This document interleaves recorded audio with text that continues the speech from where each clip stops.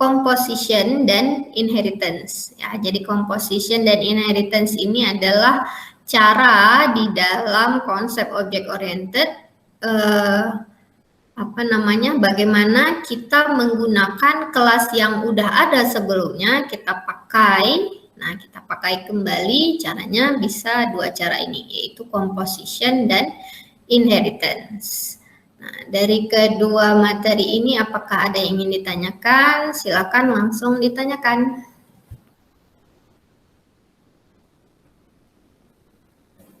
Ada diam-diam aja nih.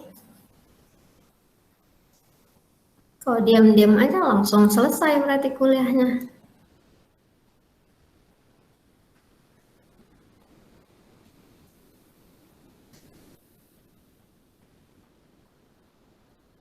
Absen jangan lupa ya. Absen di SIM kuliah.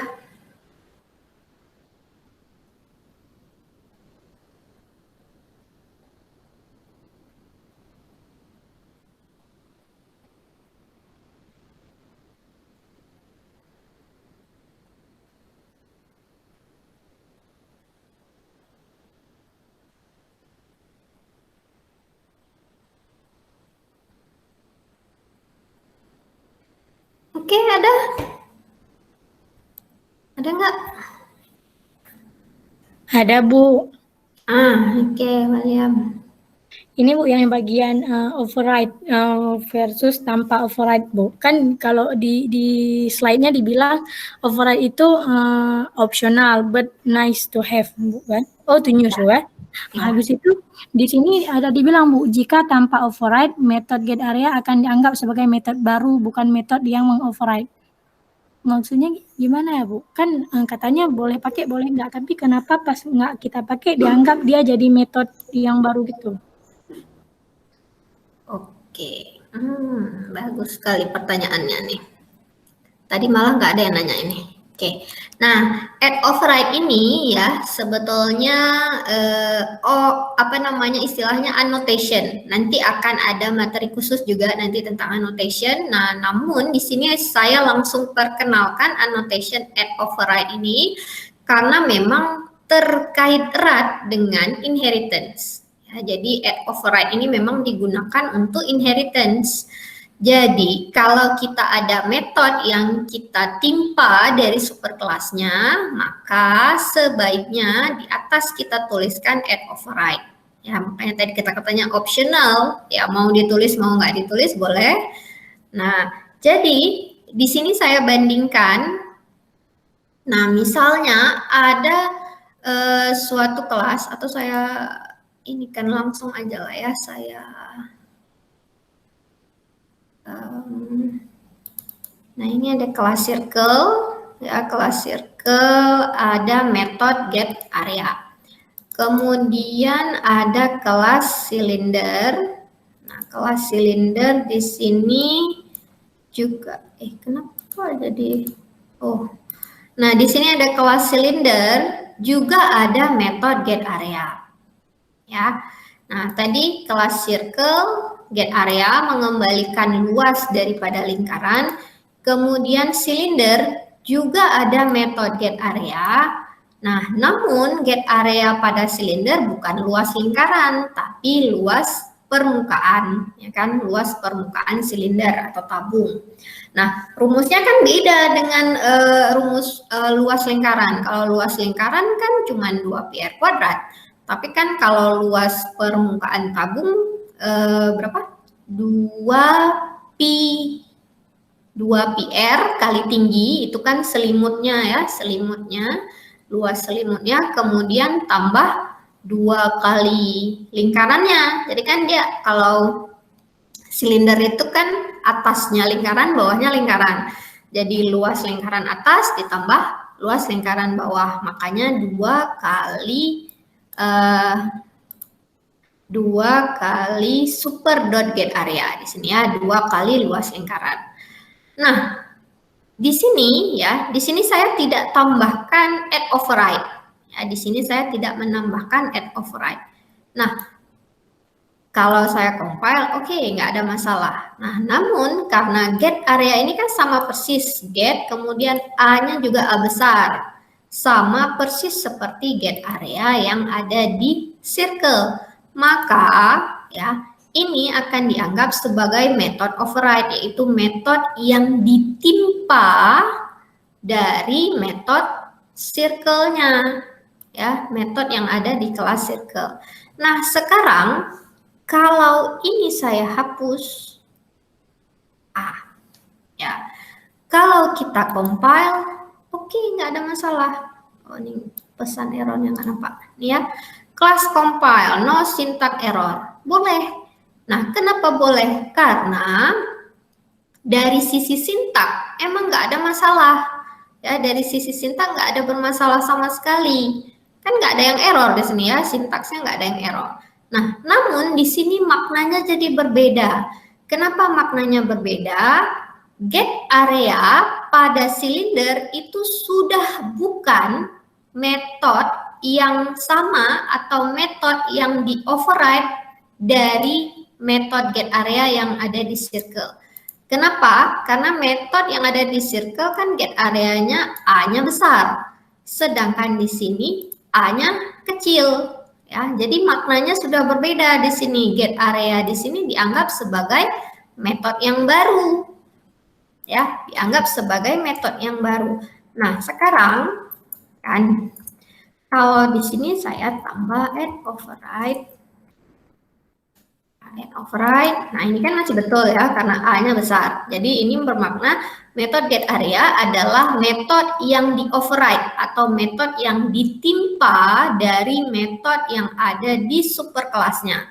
Superkelasnya di sini circle, maknanya metode get area adalah metode yang ditimpa dari kelas circle. Sekarang kalau A di sini saya ubah menjadi A kecil, ya, compile kembali, maka ini akan muncul nih errornya. Nah, errors found in class, errornya apa? Method does not override or implement a method from a supertype.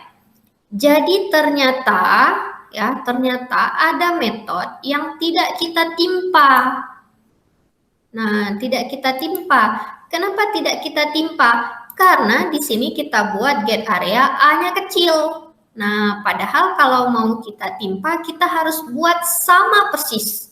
Ya, override method ini adalah metodenya itu harus sama persis. Ya, tapi isinya beda. Ya. Nah, kalau metode overloading kan namanya saja yang sama, sedangkan nanti parameternya beda-beda. Tapi kalau metode override maknanya semuanya sama persis, parameternya sama, tipe data yang dikembalikan sama, semuanya sama persis. Hanya nanti beda isi yang ada di dalamnya saja.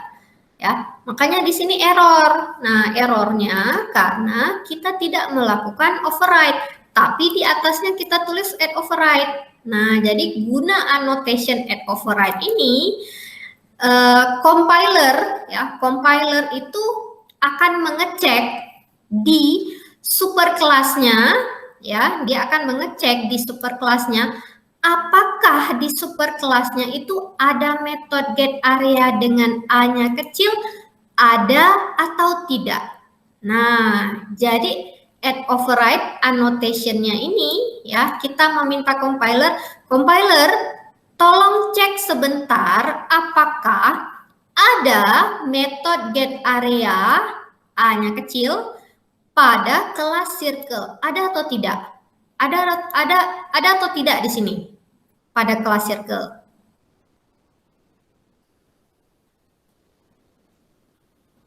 Hah? Nggak ada yang jawab?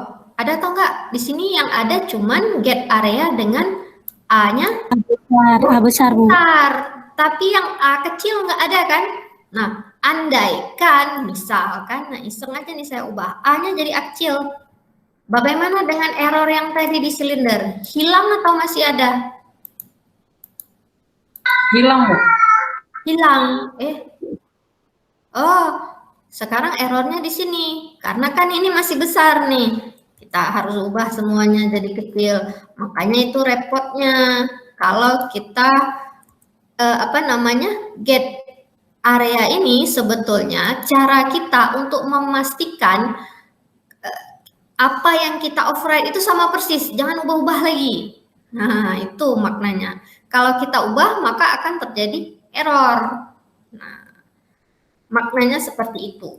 Ya, ini saya ubah kembali. Ini saya ubah kembali, get areanya menjadi hanya menjadi besar. Ya, sudah ya. Mana yang error? Method get area.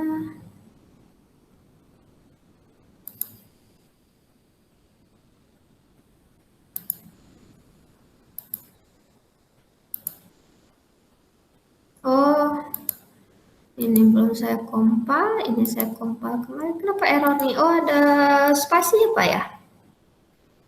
Dot get area. Oke, kita compile kembali. Kayaknya tadi ada spasi.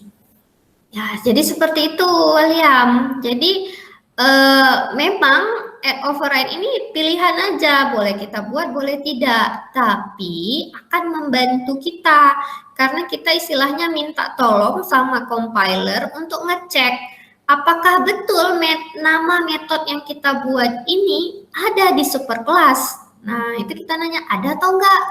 Nah, kalau nggak ada dia akan memunculkan error, tapi kalau ada ya udah aman, nggak masalah, nggak akan ada error. Ya, itu maknanya. Mana, William? Paham? Insya Allah paham, Bu. Ya. Nah, Bu, override itu dia harus digunakan di inheritance, berarti, Bu? Iya.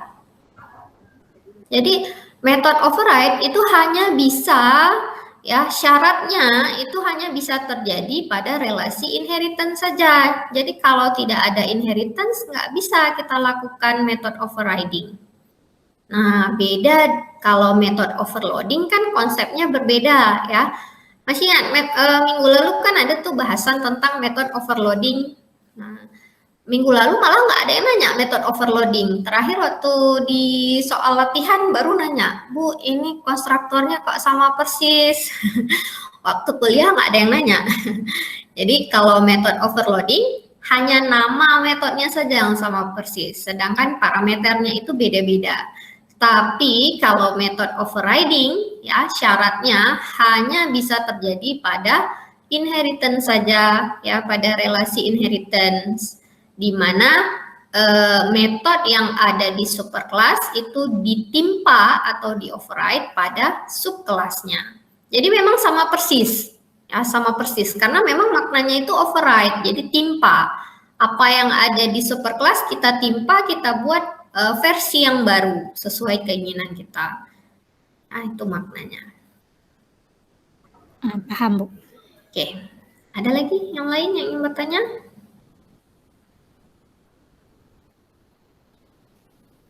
Ada?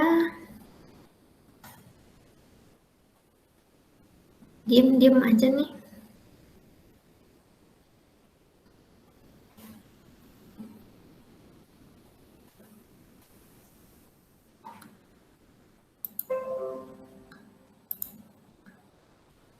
Terkait dengan protected, ada yang ingin ditanyakan?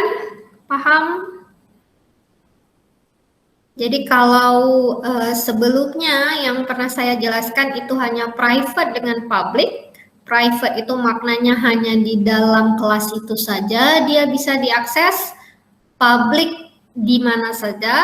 Jadi sekarang karena kita sudah belajar inheritance, ada satu hak akses lagi yang bisa digunakan yaitu protected. Nah, protected ini di kelas diagram itu disimbolkan dengan simbol hash. Nggak bisa. Hash. Ya, seperti ini. Pagar ya. Jadi kalau private kan min, kalau public plus, kalau protected itu hash. Jadi makna protected kalau kita buat suatu atribut atau metode sebagai hak aksesnya protected, maknanya pada level inheritance yang sama, ya maka atribut atau metode tadi itu bisa diakses. Nah, selain daripada dalam satu level inheritance, kelas yang tidak ada kaitan yaitu nggak bisa akses. Jadi pada inheritance ya, apa namanya, apa istilahnya, pewarisan ya, pada suatu relasi pewarisan, maka hak akses protected ini bisa kita gunakan. Ada lagi yang ingin bertanya yang lain? Kemudian ini juga ya terkait dengan objek. Jadi kalau saya nggak salah, saya pernah menjelaskan juga bahwa setiap kelas ya, kalau kalian buat public kelas A bla bla bla dan seterusnya, itu walaupun kita tidak tuliskan, misalnya hanya kita buat seperti ini saja, public kelas A ya, kita tidak extend objek. Nah, namun secara otomatis kalau kalian create Java doc-nya itu udah otomatis seperti ini. Nah, A ini nanti letaknya di bawah Java.lang.objek. Nah, kalian coba aja setiap kalian membuat suatu kelas, kemudian create Java doc-nya, lihat ya tampilan HTML atau dari API-nya itu pasti kira-kira seperti ini. Nah, kenapa? Karena memang setiap kelas yang dibuat itu otomatis ya, otomatis memang merupakan turunan daripada kelas objek. Ya, kelas objek ini letaknya di dalam package Java.lang. Nah, hal ini memang sudah didesain oleh Java, kegunaannya untuk kasus ini multi-threading dan garbage collector. Jadi kan di dalam Java ada function garbage collector, maknanya objek-objek yang tidak digunakan lagi di dalam suatu program, ya walaupun program itu masih jalan, tapi kalau memang tidak digunakan lagi ya akan dibuang. Nah, jadi akan dianggap sebagai sampah. Misalnya programnya itu udah selesai kita jalankan, udah kita close, ya kan? Jadi objek-objek tadi kan nggak dipakai lagi, maka itu akan dianggap sebagai sampah dan itu akan dihapus. Nah, ini yang makna daripada garbage collector. Itu salah satu fitur dari Java yang apa namanya ya, yang penting ya, sehingga Java ini meminimalkan penggunaan memori. Ya, karena kalau nggak dipakai dibuang. Seperti itu. Ada lagi yang ingin bertanya?